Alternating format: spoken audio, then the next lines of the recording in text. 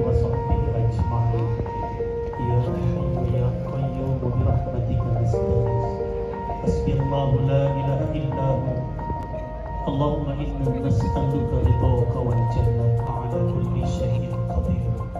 اللهم يا الله يا رب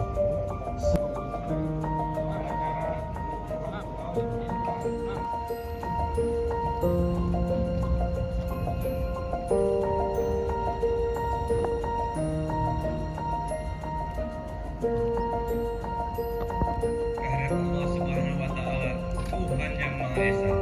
atas taufik dan hidayahnya pada hari ini, Jumat, tanggal 31 bulan Oktober, dengan perjanjian kerja paruh waktu. Saya percaya bahwa saudara-saudara kedatangan